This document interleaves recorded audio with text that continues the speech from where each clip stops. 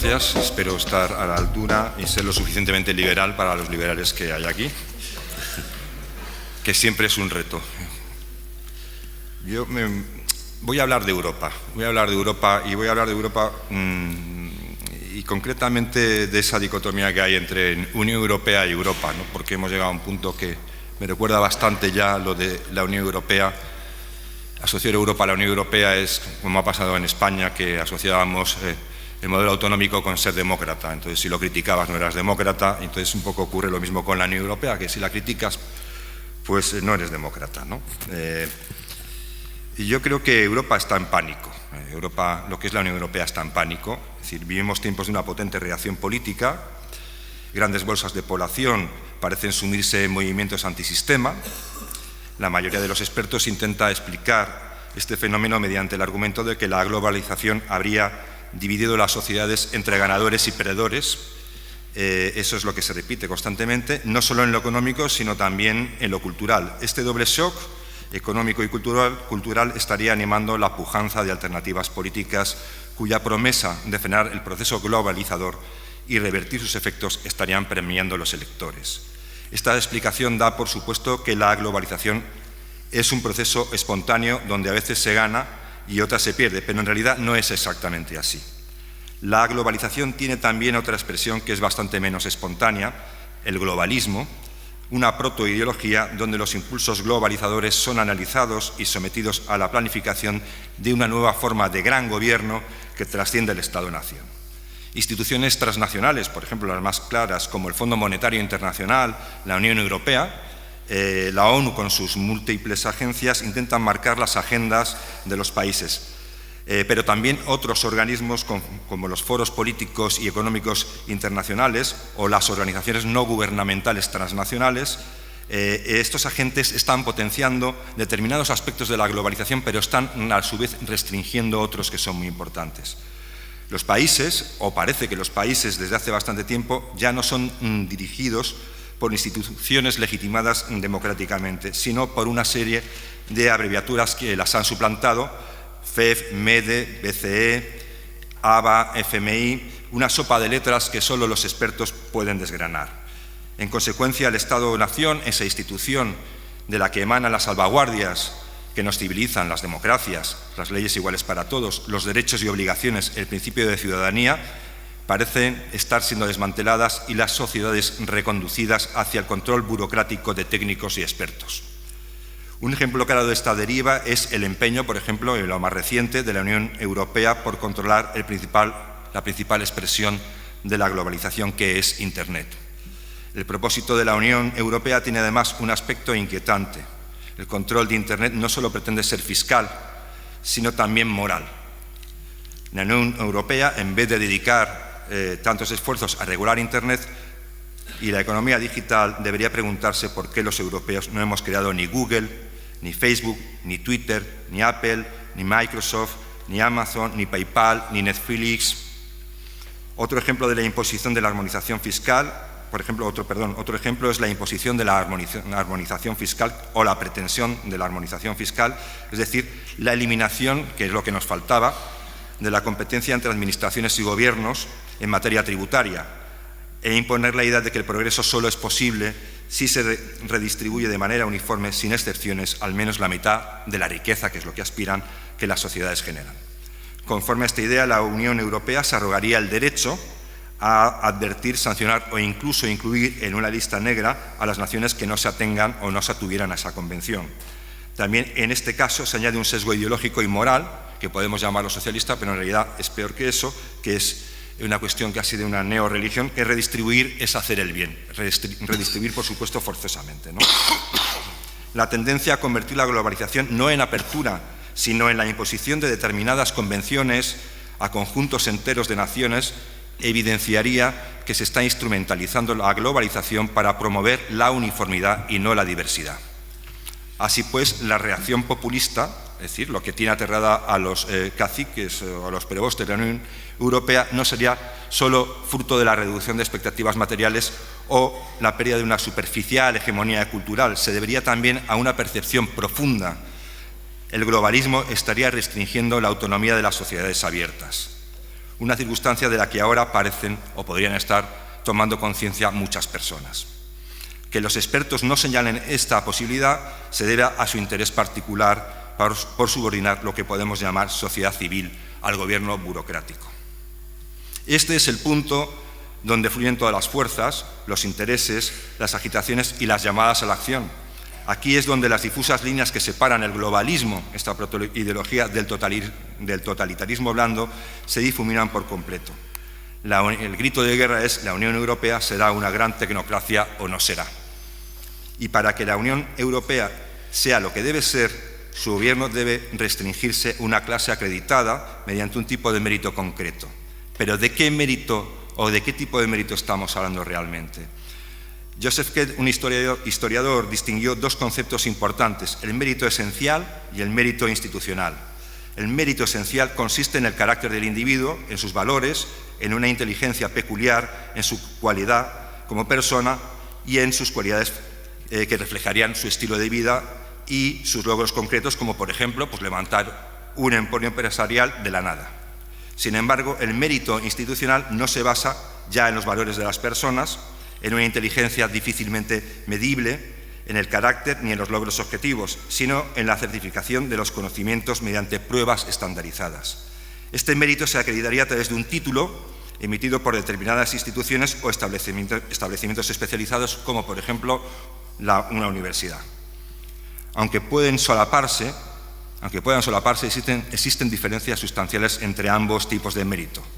Sus cualidades no son intercambiables. Ambos pueden coincidir en una persona que tenga un carácter virtuoso, una inteligencia peculiar, grandes logros en la vida y además se encuentre acreditada por un título académico.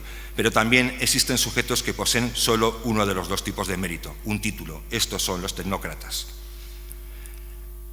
Joseph Kett identifica además el mérito esencial como uno de los valores fundamentales que impulsaron la Revolución Americana, como el criterio que mantuvieron los padres fundadores de que cada persona valía por sus cualidades y su esfuerzo, no por su posición en una jerarquía dinástica o nobiliaria. Sin embargo, el crecimiento exponencial de las sociedades llevó aparejado un cambio sustancial. Mientras que en pequeñas comunidades es relativamente fácil para la gente identificar las cualidades de cada persona, esto no era tan sencillo en comunidades mucho más grandes donde la gente no se conocía. Así, con el tiempo, el mérito esencial fue perdiendo relevancia, dando paso a un mérito institucional que tenía su lógica y su razón de ser. El problema no es que surgieran los títulos o que la gente estudiara en las universidades, algo que se supone siempre aporta conocimientos útiles. Lo preocupante es que el mérito institucional se convirtió en un elemento excluyente. Mientras el mérito esencial es reconocido por la comunidad, el institucional lo certifican determinadas instituciones y expertos. Por tanto, el predominio del mérito institucional implica un traslado del poder desde los ciudadanos hacia una determinada burocracia.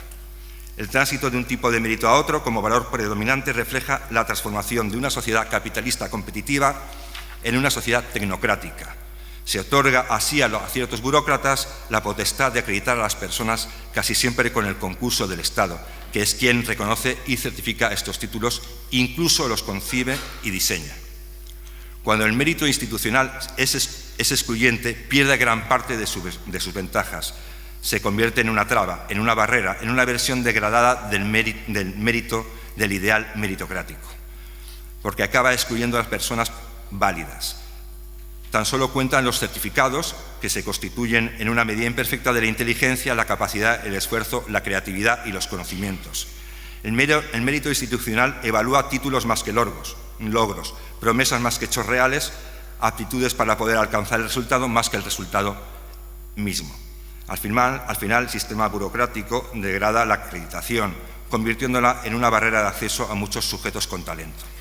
Y lo que es más importante, sirve para separar a las sociedades en dos estamentos diferenciados, una élite dirigente enclavada en el poder y una sociedad subordinada.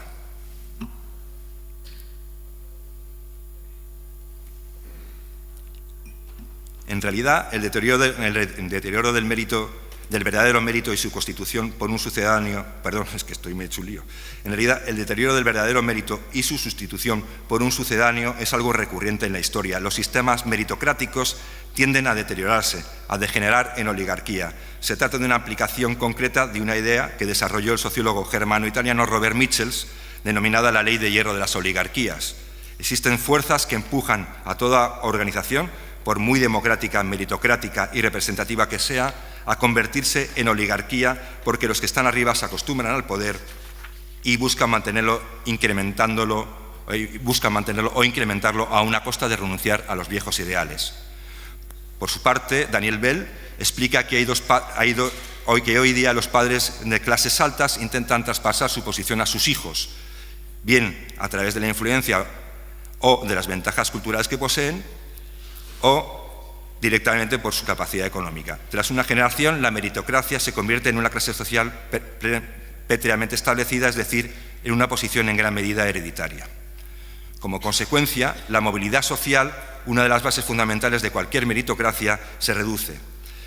Hoy hay un estudio en el cual, en el año 1985, algo más del 40% de los estudiantes de las universidades de élite de Estados Unidos provenían de familias del poder adquisitivo del cuartil superior. En 2010 este porcentaje había aumentado al 67%. En definitiva, la degradación del mérito institucional y la exclusión del mérito esencial implica de algún modo el regreso a la vieja sociedad estamental. En el pasado, Platón soñó con filósofos convirtiéndose en reyes y reyes convirtiéndose en filósofos. Hoy, mediante la ingeniería de la acreditación, se ha entregado el poder político y cultural a una élite del conocimiento, teóricamente para hacer realidad el sueño del filósofo griego.